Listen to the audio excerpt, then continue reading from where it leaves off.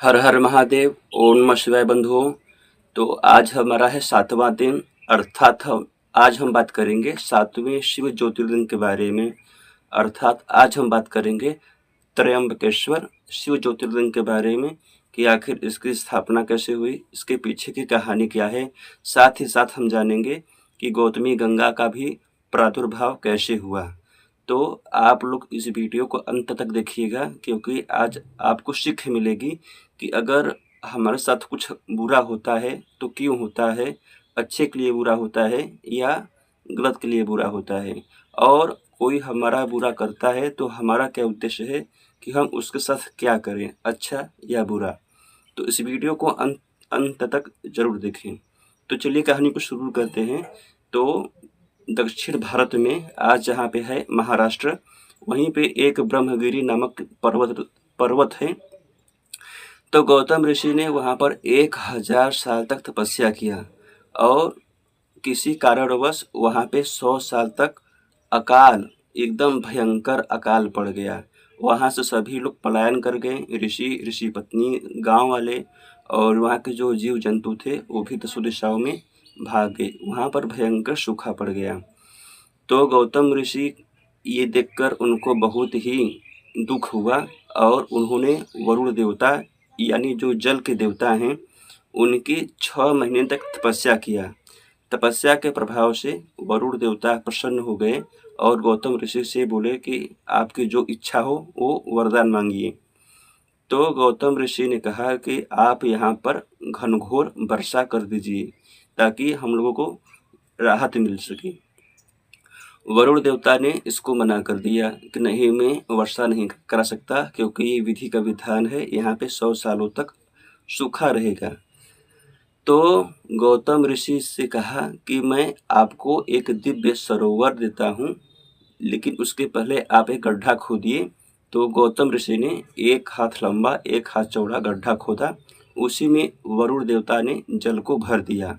वो एक ऐसा जल था कि जो अक्षय, मतलब कभी न खत्म होने वाला जल था। उसके बाद वरुण देवता अंतर्ध्यान हो गए। गौतम ऋषि ने उस जल से अपने नित्य कर्म क्रिया किया, साथ ही साथ उस जल के माध्यम से उन्होंने उस क्षेत्र को फिर से हरा भरा कर दिया, खेती क्यारी होने लगी। ये सब देखते देखते जो लोग वहाँ से चले गए थे ऋषि लोग, वो लोग भी हजारों की संख्या में वापस आ गए। सभी पशु पक्षी वहाँ पे फिर से आ गए। सब कुछ कुशल मंगल चल रहा था। एक दिन गौतम ऋषि ने अपने शिष्य को जल लाने के लिए भेजा। वो शिष्य लोग वहाँ पे जब जल भर रहे थे, उसी समय कुछ ऋषि पत्नियाँ भी वहाँ पे आई हुई थी। तो उन्होंने कहा कि तुम लोग पहले जल मत भरो, पहले हम लोग जल भरेंगे, उसके बाद तुम जल भरना। इस प्रकार से उन्होंने ऋषि पत्नियों ने शिष्यों को डराया धमकाया। उसके बाद शिष्यों ने वहाँ पे आया अपने आश्रम में और माता अहिल्या से कहा कि उन्होंने ऐसा ऐसा कहा। माता अहिल्या ने उनको कुछ नहीं बोला। माता अहिल्या ने वहाँ पे गई और जल लेकर आई और अपने नित्य कर्म को किया। इस पर ऋषि पत्नियों ने बहुत ही क्रुद्ध हो गई, माता अहिल्या से वैर भाव रखने लगी और जब अपने गुरुकुल में आई तो ऋषियों से कहा कि तुम गौतम ऋषि से बदला लो, नहीं तो अच्छा नहीं होगा। इस प्रकार ऋषियों ने अपने पत्नी की बात मानी। देखिए, यही होता है बिगड़ना। आप अपने बुद्धि से सोचिए और समझिए, दूसरों की बातों में मत आइए। चाहे आपकी पत्नी हो, चाहे आपका भाई हो, चाहे जो भी हो, जो धर्म विरोधी बात करे उसकी बात आपको नहीं माननी चाहिए।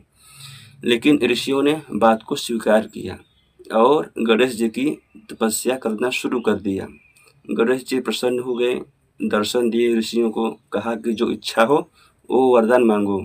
तो ऋषियों ने कहा कि गौतम ऋषि को यहाँ से भगाना है, उसके लिए आप लोग हमको ऐसा वरदान दीजिए कि धिक्कार के साथ हम गौतम ऋषि को यहाँ से भगा दें।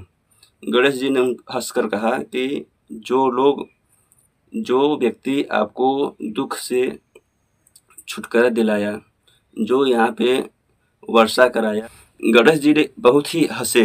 उन्होंने कहा कि जो आपके दुख में साथ दिया, यहाँ पे सूखा पड़ा हुआ था, तपस्या करके यहाँ पे सुख शांति हरियाली लाया, उसी को आप चाहते हैं कि हम दुख दें, उसी को चाहते हैं कि आप लोग यहाँ से भगा दें। ये कैसी सोच है आप लोगों की? कुछ और मांगिए वर, ये मैं नहीं दे सकता। लेकिन ऋषियों ने बार बार विनती की, बार बार जिद की, तो गणेश जी ने सोचा कि जो होना है वो तो होके ही रहेगा। गणेश जी ने कहा तथास्तु। तो बात क्या हुआ आगे, तब गणेश जी ने एक एकदम कंकाल वाला, जैसे कि होता है नहीं, गाय बस मरने वाली है, एकदम हड्डी का रूप धर कर आए, मरीली हुए गाय का रूप धर कर आए और गौतम ऋषि के खेत में चरने लगे। गौतम ऋषि ने देखा तो गौतम ऋषि दयालु थे, तो एक तिनका यानी घास का एक तिनका उठाकर गाय को मार दिए ऐसे कि तुम यहाँ से चले जाओ, और उसी तिनके की भांति स्पर्श मात्र से वो गाय मर गई। बस अब क्या, अब तो ऋषियों को बहाना मिल गया। ऋषियों ने कहा अरे गौतम, तुमने गौ हत्या कर दी, तुम धिक्कार हो, तुम पापी हो, तुम भाग जाओ यहाँ से। गौ हत्यारों को देख लेने मात्र से पाप चढ़ जाता है और वस्त्र सहित स्नान करना चाहिए। तो गौतम ऋषि बड़े व्याकुल आश्चर्यचकित हो गए, अरे ये सब क्या हो गया। तो सभी ऋषियों ने एकता बनाते हुए उस गौतम ऋषि को भगा दिया। फिर गौतम ऋषि ने सबसे हाथ जोड़ के प्रार्थना किया कि बताइए इस गौ हत्या से छुटकारा कैसे मिले। कोई भी ऋषि उनको मुक्ति का उपाय भी नहीं बताया। फिर एक ऋषि ने दयालुता दिखाते हुए उनको बताया कि अगर आप 1 करोड़ शिवलिंग की पूजा करते हैं, पार्थिव शिवलिंग की पूजा करते हैं, या फिर आप गंगा में स्नान कर लेते हो, या फिर आप इस ब्रह्मगिरि की 11 बार परिक्रमा करो, तब आप इस गौ हत्या से आपको छुटकारा मिल जाएगी। गौतम ऋषि ने कहा ठीक है। उन्होंने ये सब काम किया। जब शिवलिंग की पूजा किया, 1 करोड़ शिवलिंग की पूजा की, तब शिव जी साक्षात प्रकट हो गए और गौतम ऋषि से पूछा कि बताओ तुम्हारा क्या वरदान है, तुमको क्या दिया जाए।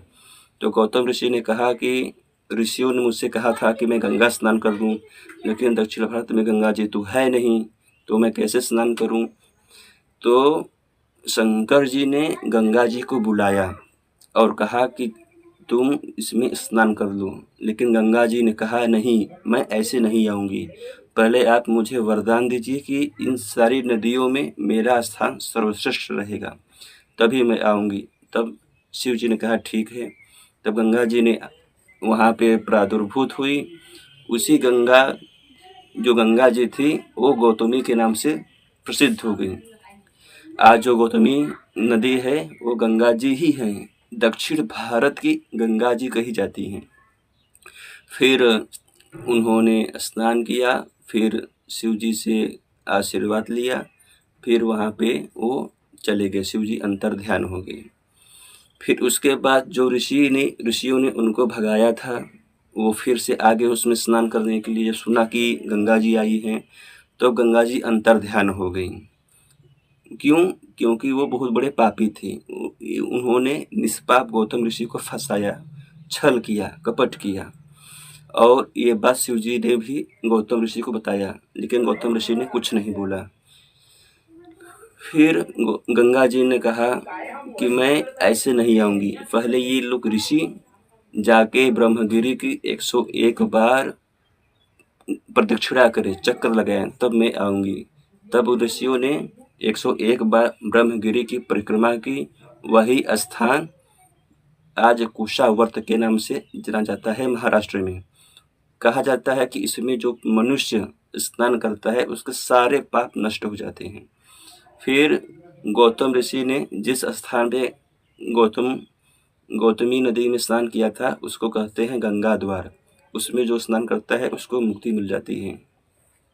फिर सभी देवी देवता, ब्रह्मा विष्णु, सभी ने शिव जी की पूजा की, प्रार्थना की, फिर पुष्प वर्षा की। उसके बाद गौतम ऋषि से कहा कि तुम्हारी और इच्छा क्या है बताओ। तो गौतम ऋषि ने कहा